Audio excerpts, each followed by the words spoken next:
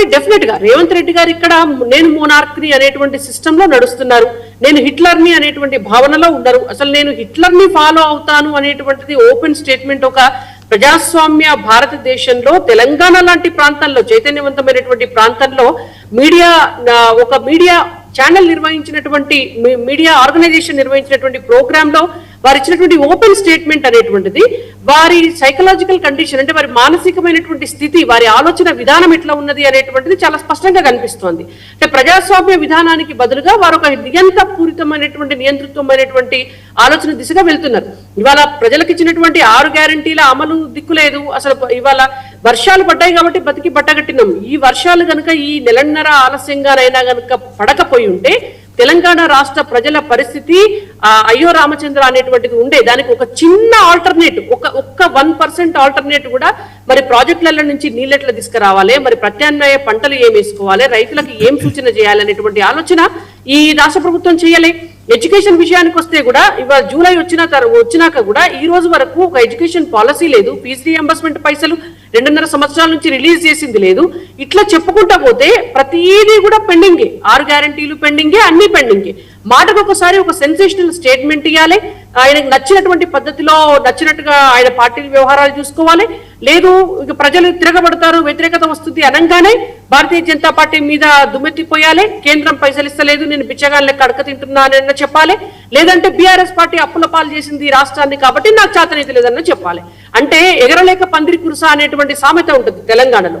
So ఏమీ చేయడం చేతగాక అయితే నింద మోపాలా, లేకపోతే తిట్లు తిట్టాలి, లేకపోతే ఏదో ఒక కాంట్రవర్షియల్ స్టేట్మెంట్ తీసుకురావాలి తప్ప దీనికి మించి రేవంత్ రెడ్డి గారి అడ్మినిస్ట్రేషన్ లో ఈ తెలంగాణ రాష్ట్రంలో ఈ 2.5 సంవత్సరాల కాలంలో గ్రోత్ అనేటువంటిది ఏ సెక్టార్ లో కూడా లేదు. ఫైనాన్షియల్ సెక్టార్ లో లేదు, కొత్తగా తీసుకొచ్చినటువంటి పరిశ్రమలు లేవు. 4th సిటీ అని చెప్పినారు. 4th సిటీ విషయంలో అసలు ఏమున్నదండి 4th సిటీకి? మొన్న మధ్య నేను పోయినా, అసలు ఒకసారి చూద్దాం 4th సిటీ అంటే ఏం చేస్తున్నారు అని పోతే తుక్కుగూడ నుంచి మొదలుపెట్టి 4th సిటీ దాకపోతే కూడా ఏమీ లేదు.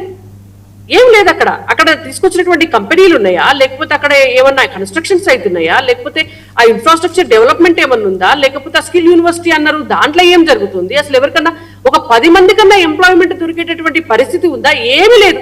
2.5 సంవత్సరాల కాలమైనా అక్కడ కనిపిస్తున్నటువంటిది జీరో. ఇక నెక్స్ట్ 2.5 సంవత్సరాలలో వీళ్ళు ఏం చేస్తారు? ఏమి చేయరు. ఉన్నటువంటి ఫార్మా సిటీకి ఫ్యూచర్ లేకుండా చేసినారు. కొత్తగా 4th సిటీ అన్నారు, దాని దగ్గర ఆడ దిక్కు దివానం లేనటువంటి పరిస్థితి ఉన్నది. ఇంకా భూసేకరణ కాన్నే అక్కడి పరిస్థితి ఆగిపోయి ఉన్నది. ఇట్లా మొత్తం తెలంగాణ రాష్ట్రంలో కూడా కొత్తగా వీళ్ళు తీసుకొచ్చినటువంటి ఒక్కటి కూడా స్కిల్ డెవలప్మెంట్ ప్రాజెక్ట్ లేదు, ఒక్కటి కూడా ఎంప్లాయ్మెంట్ క్రియేట్ చేసేటువంటి ప్రాజెక్ట్ లేదు.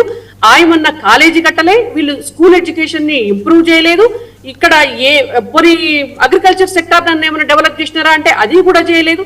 ఎక్కడ చూసినా కూడా అంటే రిజల్ట్ అనేటువంటిది జీరో అనిపిస్తుంది తెలంగాణ రాష్ట్రంలో. అందుకనే బహుశా రాహుల్ గాంధీ గారు మార్చాలనేటువంటి నిర్ణయాన్ని తీసుకున్నారేమో మాకు తెలియదు.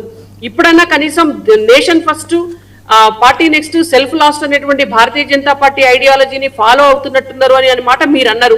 నిజంగానే వాళ్ళు అది ఫాలో అయితే మంచిది. ఎందుకంటే నేషన్ ఫస్ట్ అనేటువంటి భావన భారతదేశంలో పుట్టినటువంటి ప్రతి బిడ్డకు ఉండాలి. స్టేట్ ఫస్ట్ అనేటువంటి భావన తెలంగాణలో పుట్టినటువంటి ప్రతి బిడ్డకు కూడా ఉండాలి. అది మంచిది. రాహుల్ గాంధీ గారికి ఎట్లయినా లేదు. ఎందుకంటే విదేశాలకు పోతే భారతదేశం మీద దుమ్మెత్తిపోస్తాడు, ఆయన దేశం గురించి నెగిటివ్ గా మాట్లాడతాడు. బీజేపీ మీద ఉన్న కోపంతో భారతదేశాన్ని తక్కువ చేసి చూపించేటటువంటి యాటిట్యూడ్ ఉన్నటువంటి వ్యక్తి ఆయన.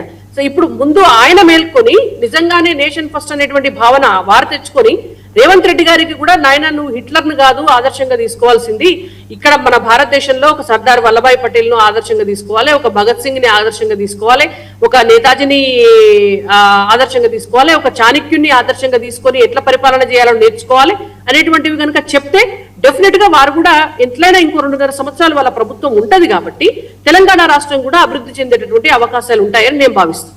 ఓకే, రాణి రుద్రమ్మ గారు, సో మల్లన్న